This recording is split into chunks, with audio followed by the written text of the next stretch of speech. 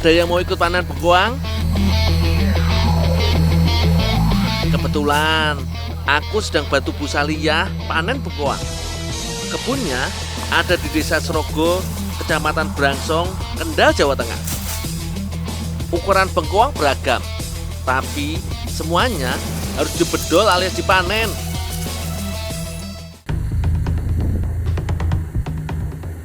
Di Indonesia, sentra budidaya bengkoang ada di Jawa Timur, Jawa Tengah, dan sebagian wilayah Sumatera. Bengkoang tumbuh baik di tanah lempung berpasir. Umbi jenis ini termasuk tanaman yang tahan kekeringan. Meski begitu, tetap dilakukan penyiraman pada kondisi kekeringan ekstrim.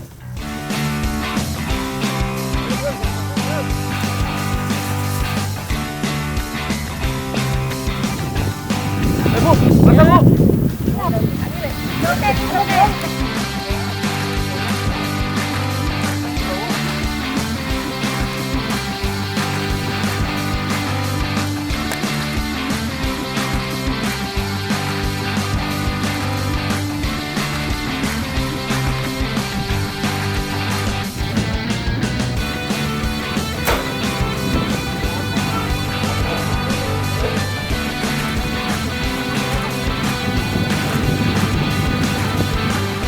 Wah, nggak terasa, sudah penuh baknya. Siap aku antar nih.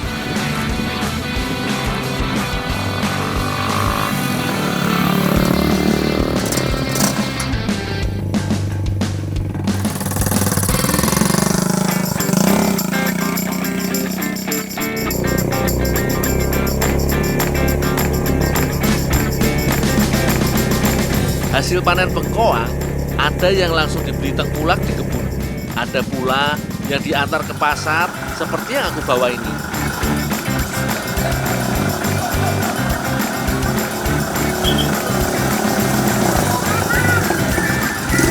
Bu, antar Bu.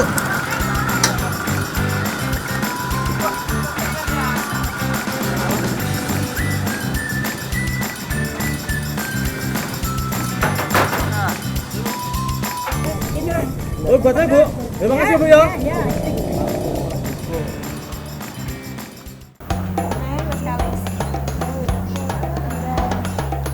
Pas banget, Mbak Ratna dan Mbak Yunita lagi bikin kue nih. Mbak Ratna, dapat bengkoang nih Mbak. Oh iya dong, kayak kono engko dikupas kan diparut ya. Oh ya Mbak.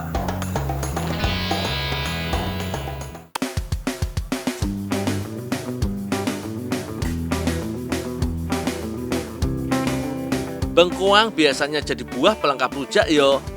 Kalau di Singkawang, biasanya bengkoang dijadikan isi kue coipan.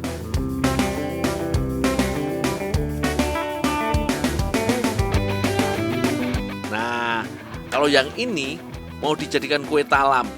Wah, koyone eco kuwi.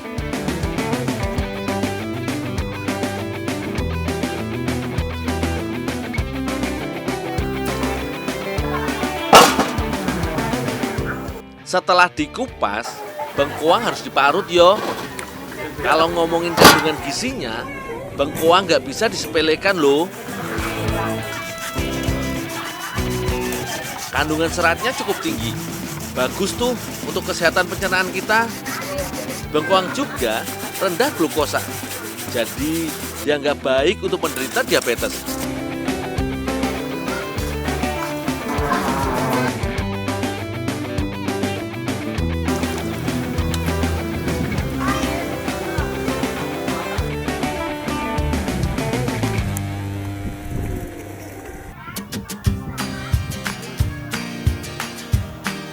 Sopo sih yang nggak tahu kue talam? Semua pasti tahu yo. Kue lembu 2 lapis yang terbuat dari tepung beras. Mbak Yunita membuat adonan lapis luar atau bawah. Bahannya tepung kanji, tepung beras, gula pasir, dan garam. Lalu tambahkan santan sedikit demi sedikit sampai adonan mengental. Mbak Ratna menyiapkan adonan lapis dalam atau bagian atas. Tepung yang digunakan sama, tapi jumlah 2/3 dari adonan pertama. Adonan yang ini juga tidak memakai santan dan gula yo. Mbak Tata, nih sari bengkoangnya sama ampasnya. Iya dong, matur nuwun ya.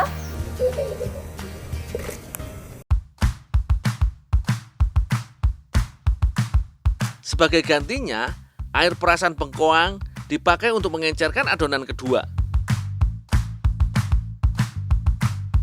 Kalau ampasnya dicampurkan ke adonan pertama, gunanya untuk memadatkan tekstur adonan.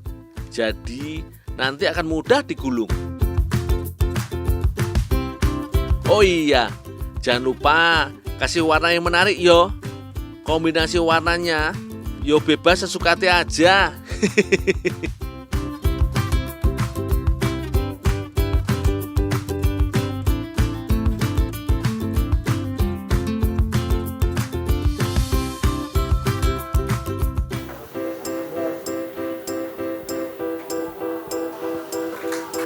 Kue talam dikukus 2 kali yo. Pengukusan pertama untuk mematangkan adonan lapisan luar. Setidaknya butuh waktu sekitar 15 menitan. Yo, kira-kira sampai permukaan adonan memadat dan tidak berair.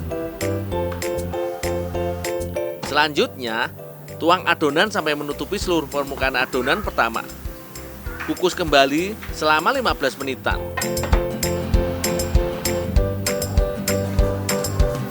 Kalau sudah matang, angkat kue talam dan tunggu sampai dingin.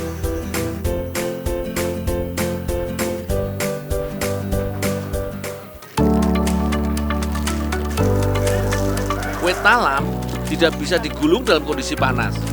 Soalnya bisa merusak lapisan dalam yang masih lembek. Kalau didiamkan terlalu lama, juga bisa menyulitkan penggulungan. Karena lapisan luar terlanjur dingin dan mengeras. Jadi, kalau digulung akan berisiko pecah. Lalu potong gulungan kue. Sebaiknya bungkus pisau dengan plastik supaya kue talam tidak rusak.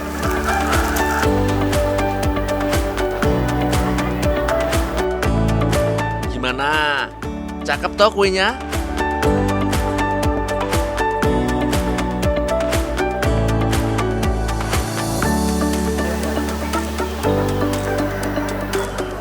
Biasanya aku makan bengkoang cuma langsung makan atau dibuat rujak.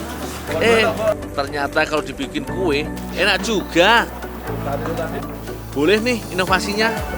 Kalau setiap hasil bumi bisa diolah dan diinovasi, tentu akan menambah nilai jualnya. Masyarakat akan merasakan manfaat langsung peningkatan ekonominya. Dengan begitu, ekonomi kerakyatan akan berkembang tanpa ketinggalan zaman.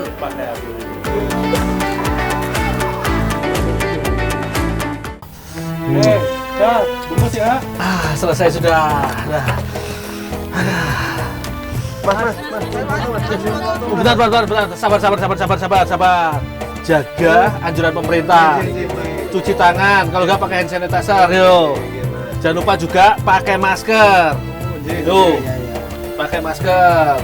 Nah, teman-teman, di era corona seperti ini, kita harus terapkan 3M sesuai anjuran pemerintah.